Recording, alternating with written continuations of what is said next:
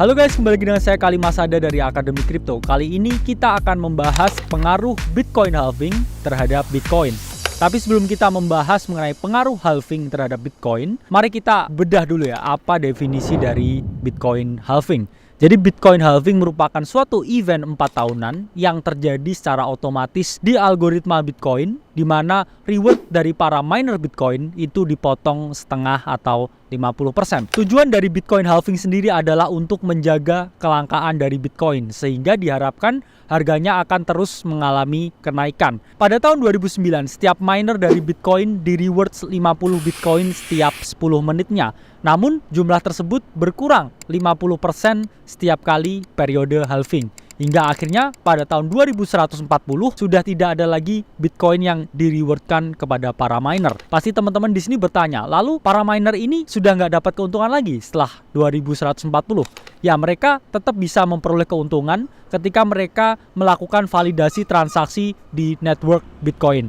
Yang mana setiap saat puzzle yang diberikan oleh algoritma Bitcoin ini makin lama semakin sulit. Maka dari itu ketika kita melihat chart mining difficulty dari Bitcoin itu makin lama semakin tinggi, semakin meningkat dan juga semakin parabolik. Hal tersebut menunjukkan bahwa semakin lama memang puzzle untuk solving dari algoritma Bitcoin itu semakin sulit. Jadi memang dibutuhkan computing power yang lebih tinggi untuk bisa mengunlock reward transaksi dari mining. Karena pada tahun 2140 para miner ini memperoleh keuntungan dari transaction fee dan juga compensation dari network Bitcoin, dari validasi transaksi yang dilakukan. Melihat pentingnya miner dalam eksistensi Bitcoin, pasti teman-teman berasumsi ya bahwa apakah para miner ini adalah whale? Jawabannya itu adalah iya. Jadi para miner mereka memegang dan hold Bitcoin dalam jumlah yang besar dari aktivitas mining mereka. Di sini disebutkan bahwa Marathon Digital Holding ini memegang 13.726 Bitcoin. Kemudian Hut 8 Mining Corp ini 9.366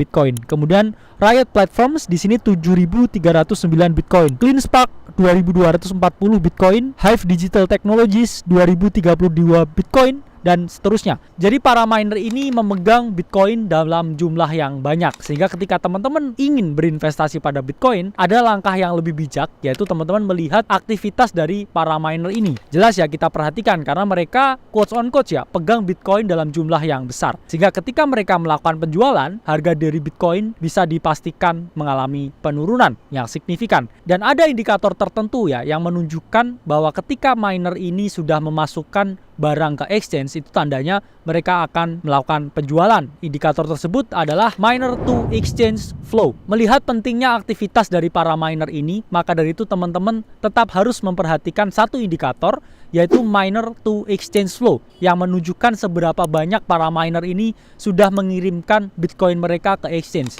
Karena ketika mereka sudah memasukkan Bitcoin mereka ke exchange, ada tanda-tanda bahwa Bitcoin ini berkemungkinan mengalami penurunan harga. Sehingga ketika mereka sudah masuk ke exchange, teman-teman mungkin harus lebih was-was ketika mau berinvestasi pada Bitcoin. Lalu kita memasuki pertanyaan yang paling pamungkas. Apa nih pengaruh Bitcoin halving terhadap harga dari Bitcoin itu sendiri? Jadi menurut data kuantitatif disebutkan bahwa setiap 1 tahun sebelum terjadinya halving dan 1 tahun setelah terjadinya halving, Bitcoin akan mengalami kenaikan harga. Jadi teman-teman ingat ya, setahun sebelum itu akan naik, setahun sesudah itu akan naik. Tahun selanjutnya belum tentu naik. Jadi itu adalah cycle yang harus teman-teman pahami sebelum teman-teman membeli Bitcoin. Jadi kalau kita lihat kan di tahun 2023, Bitcoin ini mengalami kenaikan yang signifikan mengantisipasi dari Bitcoin halving ini. Dan setelah Bitcoin halving terjadi, kita juga akan mengantisipasi adanya kenaikan harga. Jadi kapan halving selanjutnya? Jadi halving selanjutnya itu kemungkinan besar terjadi di pertengahan April tahun 2024. Jadi teman-teman bisa menggunakan informasi itu untuk